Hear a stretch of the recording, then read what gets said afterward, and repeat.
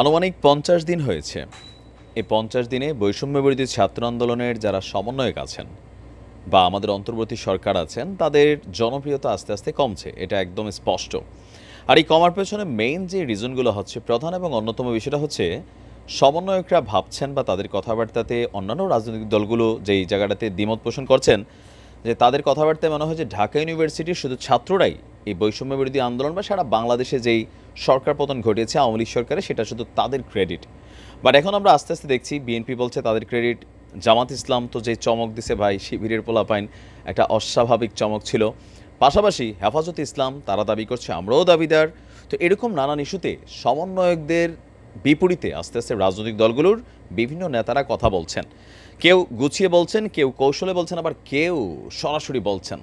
Basically সরাসরি কথা বলেন, ডাইরেক্ট চেহারা টেহারার দিকে তাকায় না। তিনি হচ্ছেন মাওলানা মামুনুল হক। দর্শক, এই মুহূর্তে আমাদের বাংলাদেশ সরকারের বৈষম্যবিরোধী আন্দোলন থেকে সমন্বয়ক ছিলেন, সমন্বয়ক থেকে সরাসরি সরকারের উপদেষ্টা।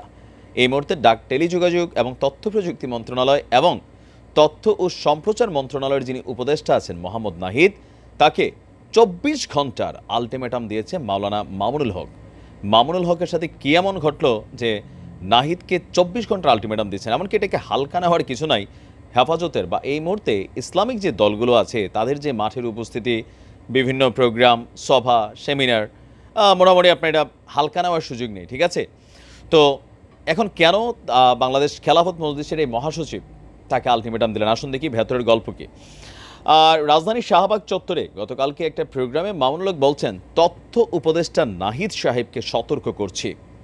আমি তার দৃষ্টি আকর্ষণ করে বলতে চাই, মামুনুল হককে চিনেন না? চিনেন না বলাটা তো ভুল হবে, মামুনুল হককে চিনে না। বাংলাদেশে আসলে এমন কোনো মানুষই নেই যারা ফেসবুক চালায়।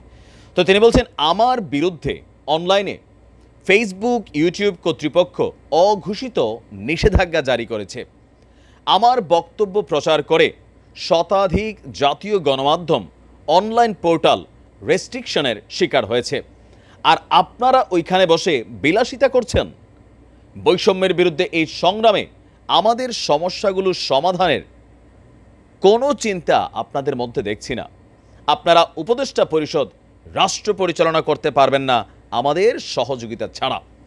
আমার এই বক্তব্যের ২৪ ঘন্টার মধ্যে যদি আপনারা কোনো ব্যবস্থা গ্রহণ না করেন, আমরা আপনাদের বিরুদ্ধে ব্যবস্থা গ্রহণ করতে বাধ্য হব। মানে সমন্বয়কদের বিরুদ্ধেই বা অন্তর্বর্তীকালীন সরকারের বিরুদ্ধেই মাঠে নামার ঘোষণা দিয়ে দিয়েছে মাওলানা মামুনুল হক। তিনি বলছেন, আন্দোলন সংগ্রামে আমরাও ছিলাম, আমরা রক্ত দিয়েছি, কারারুদ্ধ হয়েছি, অন্যায় অবিচারের শিকার হয়েছি, ষড়যন্ত্রের শিকার হয়েছি, যুদ্ধ করে বিজয়ের রণাঙ্গনেও ছিলাম আমরা। এখন রাষ্ট্রকে এগিয়ে নেওয়ার কাজে আমরা সহযোগিতা করতে চাই। আমাদের গায়ে পরে সহযোগিতা যদি পায়ে ঠেলতে চান, তাহলে সেই পা ভেঙে গুঁড়িয়ে দিতে এক মুহূর্ত আমরা বিলম্ব করব না। সকল শ্রেণীর শিক্ষা ব্যবস্থায় নতুন শিক্ষা ব্যবস্থা প্রণয়ন করতে হবে। আমাদের উপেক্ষার ধারা অব্যাহত থাকলে আমরা বেশি দিন চুপ করে থাকব না।